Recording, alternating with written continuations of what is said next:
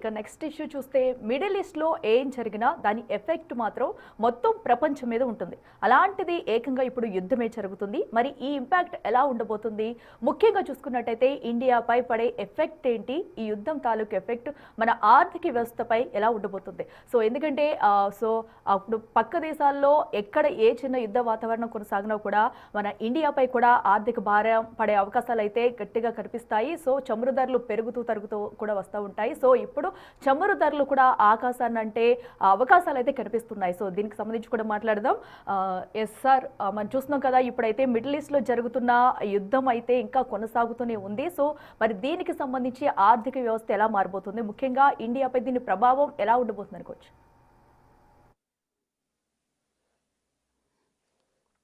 అని మీరు అన్నట్లు ఖచ్చితంగా గ్లోబల్ క్రూడ్ ప్రైసెస్ పైన ప్రభావం ఉంటుంది. వాస్తవంగా సాటర్డే వార్ మొదలైంది, ఫ్రైడే నాటికే $6 to $7 పెరిగింది per barrel international crude price ఎవరేజ్న. అంతకుముందు $65 ఉండే ఫిబ్రవరి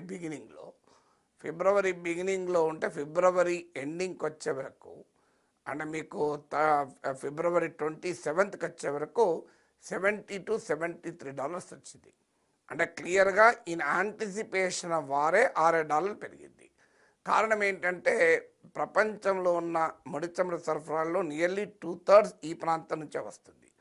అందులో ఇరాన్ ఇవాళ స్ట్రెయిట్ ఆఫ్ హర్మూజ్ను మూసేస్తే 20% of global oil supplies effect అవుతాయి. హర్మూజ్ జలసంధి అంటారు. ఆ జలసంధి అంటే ఒక వాటర్ వే అంటారు. అంటే చాలా తక్కువ, అంటే పెద్ద సముద్రం అంత విశాలంగా ఉండదు అక్కడ. సముద్రం అక్కడ కాస్త నారోగా ఉంటుంది, దాన్ని స్ట్రేట్ అంటారు, జలసంధి అంటారు. ఈ స్ట్రేట్ ఆఫ్ హర్మూజ్ ద్వారా 20% గ్లోబల్ ఆయిల్ సప్లైస్ వెళ్తాయి.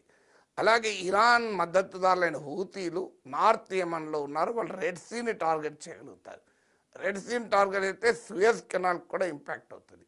అందువల్ల గ్లోబల్ ఆయిల్ సప్లైస్ ఇంపాక్ట్ అయితే ఖచ్చితంగా గ్లోబల్ ఆయిల్ ప్రైసెస్ పెరుగుతాయి. అది ఇండియా మీద ప్రత్యక్ష ప్రభావం పడుతుంది. ఎందుకంటే మన దేశ చమురు అవసరాల్లో 85 to 90% మన దిగుమతులపైన ఆధారపడతాం. మనము ఇప్పుడు రష్యా నుంచి మనం ఆయిల్ కొనడం తగ్గాక 40 to 50% of India's crude oil requirement ఈ ప్రాంతం నుంచే వస్తుంది. రష్యా నుంచి కొనప్పుడు 2022 ఉక్రెయిన్ వార్కు ముందైతే మన ఆయిల్ ఇంపోర్ట్స్లో 2/3 ఈ ప్రాంతం నుంచి వచ్చేది. ఈవెన్ టుడే 40 to 50% వస్తుంది. మన ఎల్ఎన్జి సప్లైస్లో, లిక్విఫైడ్ నేచురల్ గ్యాస్ సప్లైస్లో 55% ఈ ప్రాంతం నుంచి వస్తాయి. మన ఎల్పిజి లిక్విఫైడ్ పెట్రోలియం గ్యాస్ సప్లైస్లో 80% ఈ ప్రాంతం నుంచి వస్తాయి.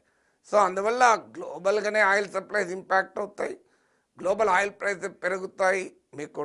అలాగే ఆటోమేటిక్గా ఇండియాకు కూడా ఆయిల్ సప్లైస్ ఇంపాక్ట్ అవుతాయి, దెబ్బతింటాయి. దానివల్ల మనకు ధరలు పెరిగే ప్రమాదం ఉంటుంది. దాంతోపాటు ఫ్రైట్ అండ్ రవాణా, ఇన్సూరెన్స్ ఛార్జెస్ కూడా పెరుగుతాయి. ఎందుకంటే ఇప్పుడు స్ట్రెయిట్ ఆఫ్ హర్మూజ్ కనుక ఇరాన్ బ్లాక్ చేస్తే ఇండియాకు వచ్చేటువంటి ఆయిలే కాదు, ఇండియా చేసే ఎక్స్పోర్ట్స్ కూడా ఉంటాయి.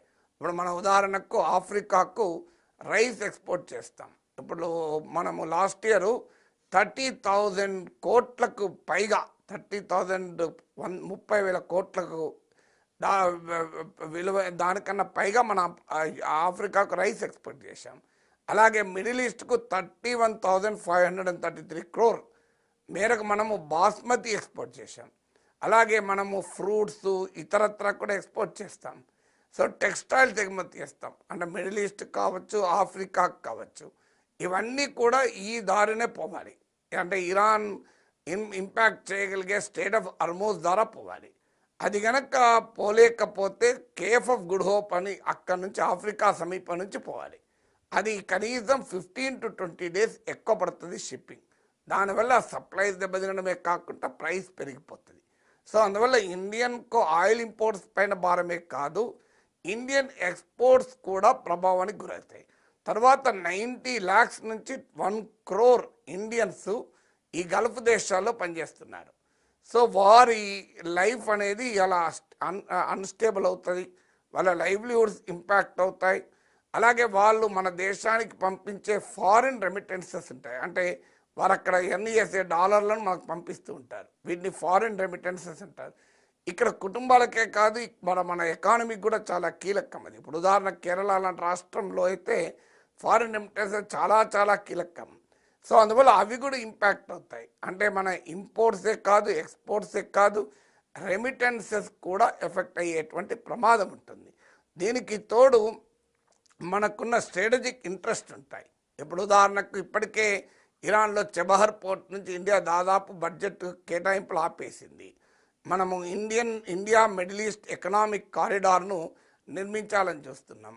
అలాగే నార్త్ సౌత్ కారిడార్ అని ఇండియన్ వెస్టర్న్ కోస్ట్ నుంచి పాకిస్తాన్ బైపాస్ చేస్తూ ఆఫ్ఘనిస్తాన్, ఇరాన్, సెంట్రల్ ఏషియా మీదుగా రష్యా టు యూరోప్ వరకు north south corridor నిర్మిస్తున్నాం.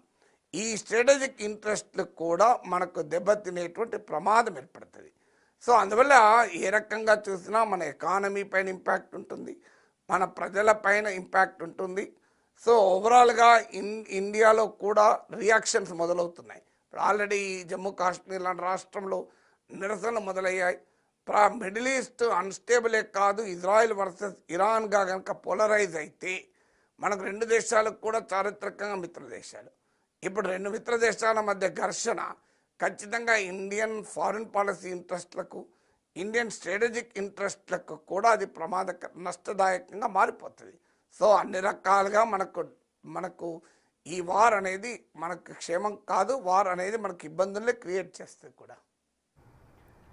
Yes, okay sir. ఇప్పటికే చూసుకున్నట్టయితే 3% కూడా చమురు ధరలు అనేవి పెరిగాయి. ఒకవేళ ఇంకా ఇలాగే వారు కంటిన్యూ అయ్యే ఛాన్సెస్ అయితే ఎక్కువగా ఉన్నాయి కాబట్టి ఇంకా ఎంత పెరిగే అవకాశం ఉండొచ్చు. ఎందుకంటే ఇప్పటికే 90% వరకు కూడా భారత్ అయితే చమురు దిగుమతి చేసుకుంటుంది. ఒకవేళ ఇంకా అటు $100 కూడా పెరిగే అవకాశం ఉందంటూ కూడా చెప్తున్నారు. దీనికి సంబంధించి ఏం చెప్తారు?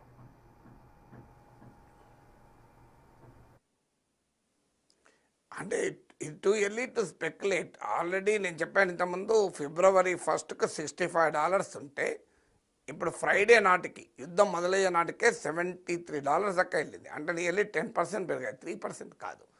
ఇంకా వార్ మొదలైన తర్వాత ఇప్పుడు ఇది వీకెండ్, మనకు నెక్స్ట్ వీక్ బిగినింగ్లో అర్థమవుతుంది. వార్ వరకు ఇంకా ఎక్కువగా కూడా ఆయిల్ ప్రైస్ పెరిగే అవకాశం ఉంటుంది. మనకు ఇరాక్ వార్ అప్పుడు చూసాం, ఆయిల్ ప్రైస్ పెరిగాయి. మిడిల్ ఈస్ట్లో ఎప్పుడు డిస్టర్బెన్స్ ఉన్నా ఖచ్చితంగా ఆయిల్ ప్రైస్ పెరుగుతాయి.